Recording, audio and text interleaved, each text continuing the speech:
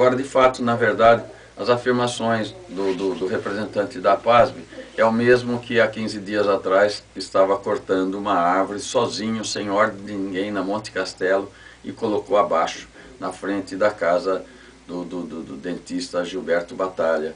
É o mesmo que mantém aprisionado aves na sua chácara e acha-se um cidadão que entende de meio ambiente.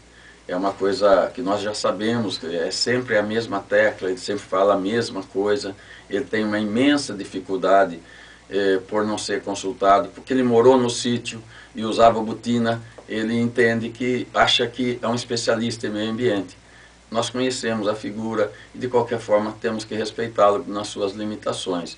Ele insiste sempre com essas mesmas perguntas, insiste sempre com uma maneira de tentar denegrir o governo. Nós sabemos que é fanático por uma corrente partidária e os fanáticos não podem ser levados muito a sério num momento tão importante como esse.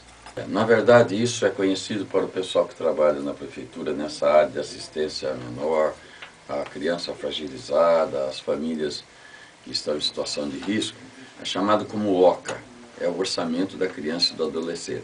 Ela já pertence, ela já está na Lei Orgânica da Assistência Social, ela já faz parte da LOA, do LDO, do PPA, de todos esses estudos que compõem na elaboração do orçamento. Na verdade, é um mecanismo pelo qual o DES tenta fazer, numa ação enérgica, fazer com que todos os municípios coloquem a criança como um objetivo determinado de cada governo. É uma atitude elogiável, é uma atitude, mas ela acaba se tornando uma necessidade em vista das próprias exigências que o governo federal hoje faz. É bom que se diga que nos aspectos que tratam de transferência de recursos, seja para a Bolsa Família, seja para famílias em risco, seja para o estudante que vai para a faculdade com recursos federais, isto tudo tem um efetivo controle. Nós apenas cumprimos, e com muita eficiência, as fichas que depois são remetidas para avaliação do governo federal. É bom que se diga que Santa Bárbara foi citada recentemente como referência no tratamento dessa questão do encaminhamento. Eu queria dizer um pouco mais sobre isso. O CMDCA, Graça, que é esse conselho que cuida da transferência de recursos, eu trouxe 2 dados apenas para mostrar, para ver a importância disso.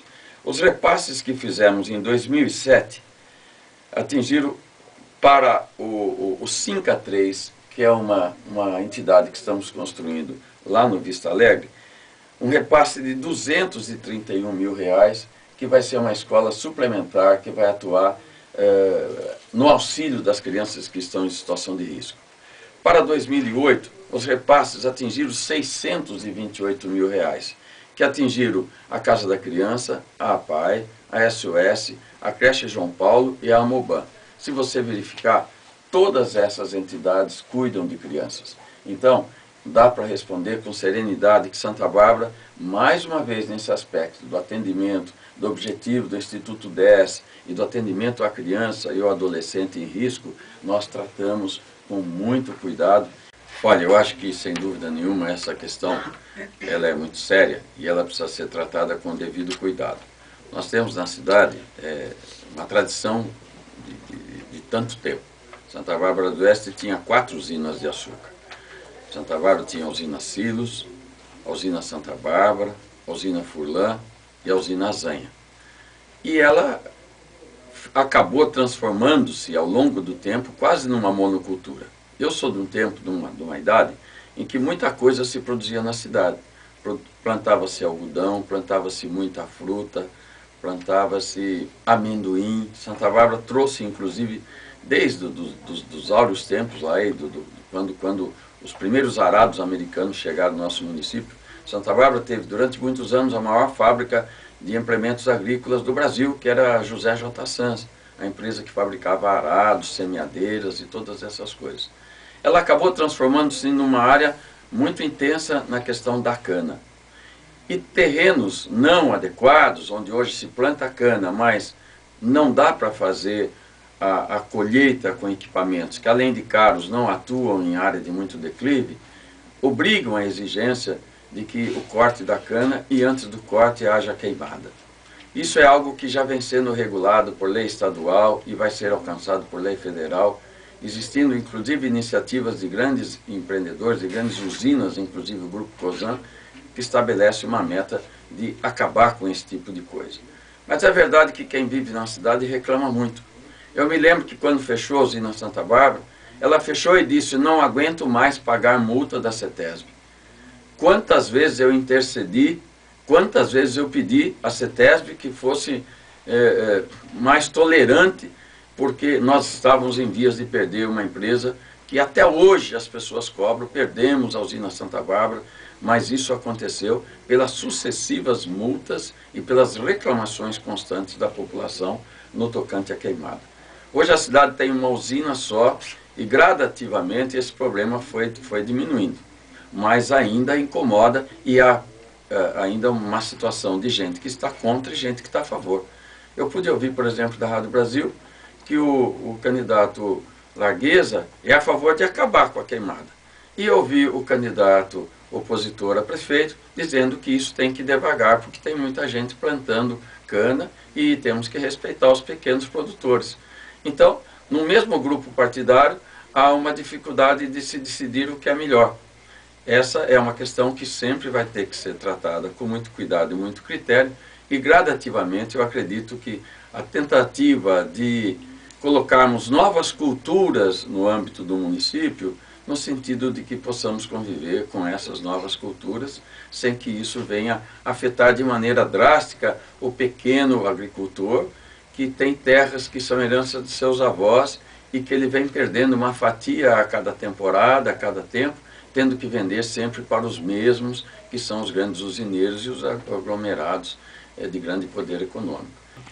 Na verdade, essa é uma providência que não cabe apenas aos médicos, ela cabe a todo o quadro do funcionalismo. Isso é algo que já vem sendo desenvolvido pelo nosso pessoal da Prefeitura. A Secretaria de Administração tem se ocupado dessa matéria e cada vez mais os funcionários do poder público fazem esse pleito no sentido de que possa haver um plano de cargos e salários que de alguma forma estabeleça critérios únicos e que possa contemplar a todos. A questão dos médicos também passa por aí e, sem dúvida nenhuma, é nosso propósito. Como será, eu não posso responder, porque realmente é uma matéria que eu não tratei pessoalmente, visto que a primeira etapa dos estudos está sendo feita pela Secretaria da Administração. Eu tenho certeza absoluta que vai ser necessário conversarmos com a Associação dos Médicos. Não é mais possível oferecermos a tranquilidade para o cidadão que vai no posto e que tem que encontrar o médico lá, se o médico não estabelecer uma relação com o empregador, no caso o poder público, e cumpra os horários em que ele é contratado para trabalhar. Não é mais possível que a gente firme um contrato com o médico pagando 4 horas diárias e ele trabalhe apenas 50 minutos, 1 hora e se retire do local. Eu afirmo que de 40, 50 mil atendimentos, que corre tudo normalmente, não vira notícia e não é para virar. Mas se tiver um atendimento, algo desagradável que ocorra, é uma pessoa que passa mal, é alguém que desmaia na fila, é alguém que está gravemente e não é atendido, isso tudo vira no dia seguinte e pipoca em todos os cantos, em todas as cidades do Brasil, eu diria, e principalmente na nossa região metropolitana. Então, a grande população existente na região metropolitana leva as prefeituras a uma situação muito difícil no trato com a saúde. Tenho certeza absoluta que hoje é o maior problema de todos os municípios, a não ser que seja um pequeno município de pouca população e com muita renda. Aí ele não tem problema, porque o médico nem cliente tem. Eu quero dizer àqueles que insistem em entender que Santa Bárbara perdeu, porque Santa Bárbara havia perdido uma grande empresa, eu quero dizer que nós não perdemos porque nem chegamos a tê-la. Eu me refiro à Toyota, obviamente. Eu quero dizer que, com relação à Toyota, nós tivemos mais de uma dúzia de reuniões.